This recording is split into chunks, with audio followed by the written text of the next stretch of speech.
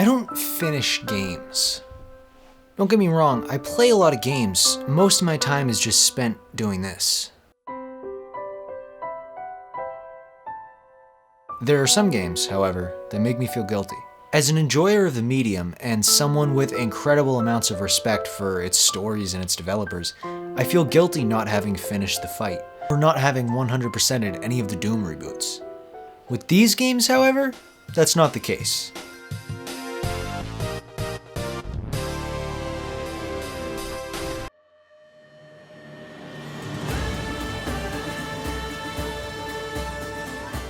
Ubisoft. Good old Ubisoft. The king of the 7 out of 10 game. A Ubisoft game is like a sandwich that comes with everything on it, so you have to slowly pick off everything you don't like until it works. A huge 150-hour story, filled with missions you don't want to do. If you're someone like me, it's kind of perfect, because the story isn't necessary to explore the map, level up, and find more guys to kill. But at what point is it even the same sandwich? Are you even playing an Assassin's Creed game, or are you just clearing its maps? Is the intended experience even good? I don't know. Regardless, something about them tastes good for at least a couple bites once you cut out the bullshit.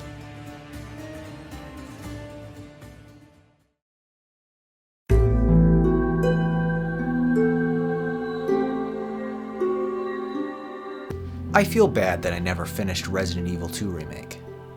I feel bad that I never finished the original Resident Evil 4. This one, the thrill is gone. It's just out of style by now, you know? The gameplay, honestly, I've seen enough. Resident Evil 2 kind of perfected it. On top of that, they changed the script in the remake. Who wants to play a watered down version of the original? Just go play that. This one's alright if you haven't played the other remakes, but come on.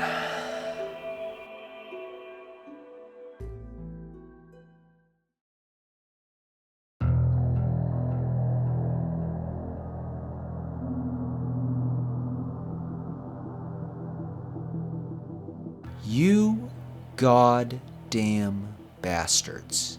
I may not have completed the original Halo trilogy, but I do love it. The Master Chief meant something to me before I even played any Halo game. Fox News went on in my grandmother's living room about how my favorite passion would turn a generation of kids into psychopathic lunatics, but the Master Chief stood in the face of all of that, unshaken. A soldier. And after what you've put him through, there's really no fucking word for it other than that. A soldier. 343, or I'm sorry, Halo Studios, don't let the name fool you, over and over again has mishandled, bastardized, and executed this franchise. Who asked you to change the art style? A blind man? You actually managed to make the Master Chief look weaker, you incompetent fools? They have refused to take Sprint out for 4 games now, including this new CE remake. Thank God they agreed to get rid of loadouts and rec packs. 343 is gentrifying Halo, making a bunch of new changes to bring in a hipster modern audience and decreasing populations at the same time. 343 obviously wanted to make a different game, a game that wasn't Halo. A game that I probably would have enjoyed if it weren't taking the spot of a real Halo game. Halo Infinite on Games Pass is worth a download, and MCC is definitely worth a download, so you can do what I don't have the constitution to and finish the fight. But don't waste your time on something the developers didn't want to make. Check it out, and if you don't like it, leave it the fuck alone.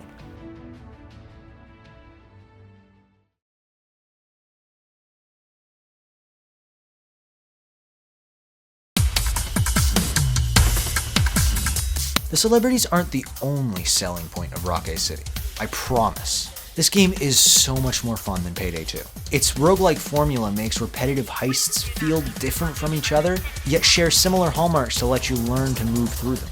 On top of that, the engine, it just feels better. I know the game came out like 2 years ago, but it can't compete, man. Especially on PS5 with those adaptive triggers, that shotgun just wow. What the game does lack, however, is a compelling story. Which is a shame, because now all these actors probably think video games are still bullshit. Don't waste your time trying to invest yourself in these characters, just goof off.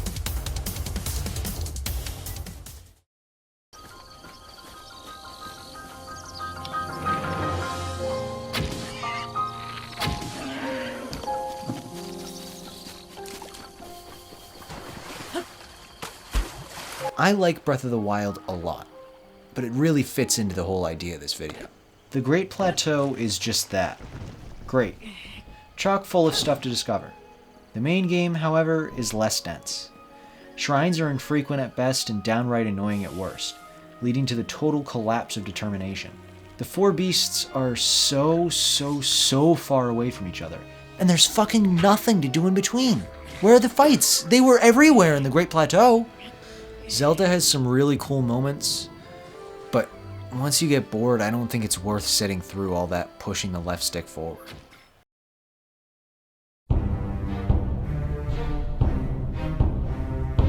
Hitman is like a buffet of buffets. Each item could be individually constructed into many different meals. Each level has as much gameplay as I get out of the average game. So to complete the whole thing would leave you looking like Brendan Fraser in The Whale, metaphorically and literally. It's not exactly a campaign, is it? More of a collection of missions that you have fun in. And even then, not every mission interests everyone. And that's okay. That's why they turned it into World of Assassination. Take your pick from the mission list and just goof off. Don't worry about finishing the story. If I had to give you a list, I'd play the intro mission, the racetrack, the mansion, the suburb, the rave, and Dubai.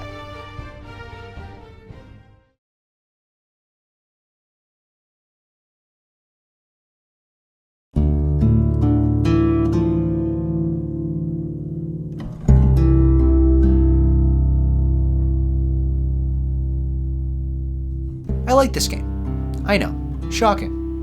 But I think it's really good. It's actually the outlier on this list, being the only game I've rolled credits on. The combat is brutal, and bloody, and messy, complex, just like the story is.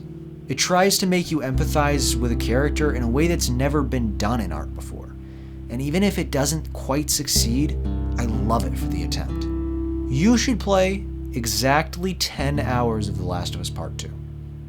Get right up to the point where you see the zebra, you'll know what I'm talking about, and stop playing. Just go watch a recap. Yeah, just go watch a recap. Because you don't want to sit through, spoilers, you don't want to sit through a 5-hour fetch quest and then watching that character die instantly. You don't want to sit through that grind. And if that plus the roguelike is worth $50 to you, go ahead and buy the remaster. More power to you. But contrary to what the stands are going to tell you, Abby doesn't work. Abby's plot begins not only at a climax in the story, but at the midpoint, causing a complete halt in momentum. I hate this dumb bitch. Not because she's a bad character, though she is, but because her story got in the way of the conclusion to Ellie's. The story I was interested in. The story that wasn't at its beginning.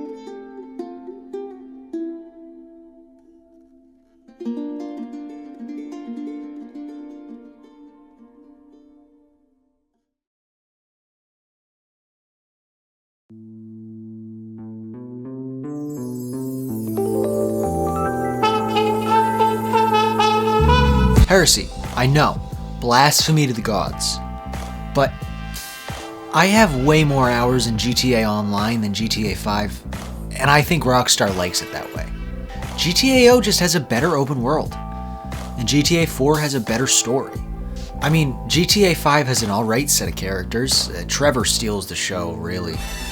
And they're all funny, but they don't have the depth that Nico Bellic did. Not even close. The world itself doesn't have the same bite as Liberty City did. And I don't just think it's the West Coast Kush. I can't quite verbalize it, but play GTA 4 and then play GTA 5. One feels a lot more like a work of art than the other. And if you just want to goof around, play GTA Online. There's really no good reason to hop into GTA 5 other than to see what was. And maybe check out why Stephen Ogg hates video games so much. Regardless, we're all going to be playing GTA 6 by the end of this year. Hopefully.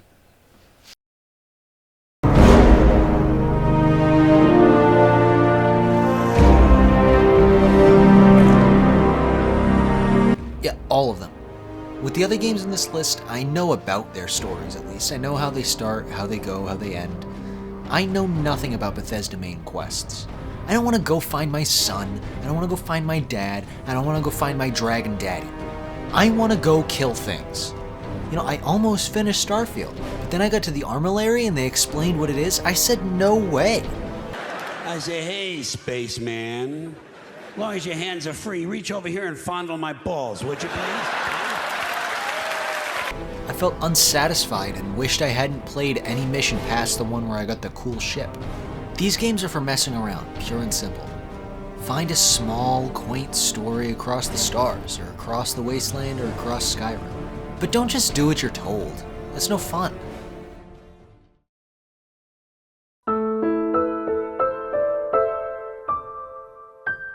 I love Returnal. You should play it on PS Plus, and if it's on sale, you should buy it. It's a combination of the two hardest genres in gaming, roguelikes and bullet hells. It really does make you feel like Yondu's arrow, dashing around the battlefield and weaving through objects, taking enemies out one by one. But like I said, it's hard. It's really, really hard. Like whistling.